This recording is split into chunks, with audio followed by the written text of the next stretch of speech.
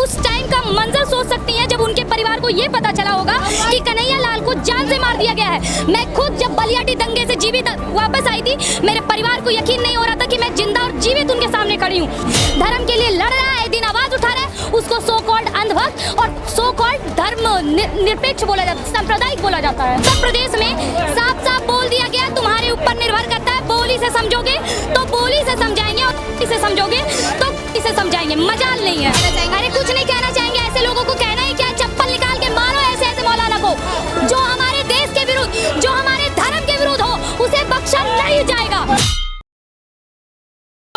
तो सुनिए, अब ऐसी फिल्म भी आएगी और लेकिन ऐसे कन्हैया लाल अब नहीं होंगे जिनका बार बार गर्दन उतरना पड़े। बहुत समय हो गया, हम शांत रह गए और शांत रहकर सब कुछ समझाएं। ये समझने वाले नहीं हैं, ये कायदे में नहीं रहने वाले हैं, इनको असली कायदा अब हमें सिखाने की जरूरत है। अच्छा, लेकिन से पहले बड़ी मुशक्कतें करनी पड़ी, तमाम लोगों ने जो है जगह जगह जो है मुस्लिम समुदाय के लोगों ने याचिका डाली कि मूवी को रिलीज नहीं होने देना। आज हाई कोर्ट ने क्या आपको ऐसा लग रहा है कि मूवी देख करके कि इसमें बैन करने जैसा कुछ था?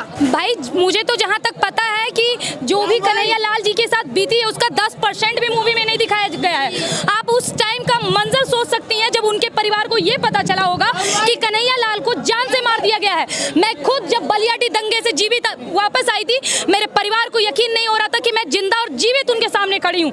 सेम वही चीज 48 दिन के लिए मुझे भी जेल में डाला गया, सुनवाई नहीं हुई।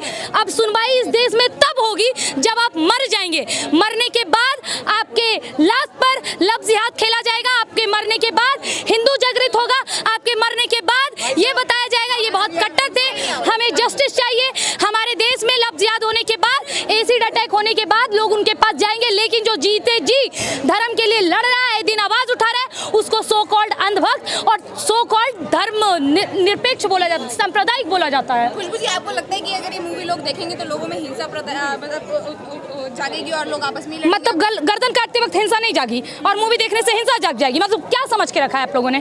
इतने भी देख लीजिए, सी नहीं लिखा हुआ है दिमाग पर। मतलब गर्दन काटते वक्त आपको भाईचारा याद नहीं आया? आज जब हम उसका बदला लेने का बात कर रहे हैं तो आपको भाईचारा याद आ रहा है? मौलाना मदनी जी को क्या कहना चाहेंगे? अरे कुछ नहीं कहना चाहेंगे, ऐसे लोगों को कहना ही क्या, चप्पल निकाल के मारो ऐसे ऐसे मौलाना को, जो हमारे देश के विरुद्ध, जो हमारे धर्म के विरुद्ध हो, उसे बख्शा नहीं जाएगा।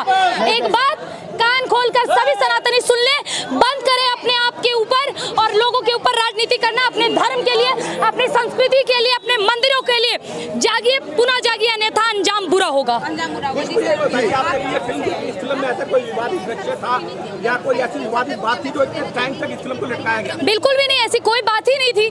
इनफैक्ट उसमें तो ऐसा कुछ दिखाया ही नहीं गया। जितना हो सके मिला के बताने की कोशिश की गई और मिला के ही दिखाया गया, जितना शायद होगा भी नहीं सेकुलर, उस हिसाब से मूवी में दिखाया गया। क्यों? क्योंकि हमारे बीच भड़काव ना हो, दंगा ना फैले। दिखाया गया उत्तर प्रदेश के अंदर कोई भी आतंकवादी या उपद्रवी सर उठाने की हिम्मत नहीं करता, वहीं लेकिन जब कांग्रेस की सरकार के अंदर एक निर्दोष व्यक्ति का गला काट दिया था और उसी व्यक्ति के खिलाफ केस दर्ज करते हैं। यही तो सच्चाई है। अब तो कम से कम समझना चाहिए सनातनियों को कि कौन अपना है और कौन पराया है। सोचने वाली बात है। उत्तर प्रदेश में साफ साफ बोल दिया गया, तुम्हारे ऊपर निर्भर करता है, बोली से समझोगे तो बोली से समझाएंगे और से समझोगे तो इसे समझाएंगे, मजाल नहीं है।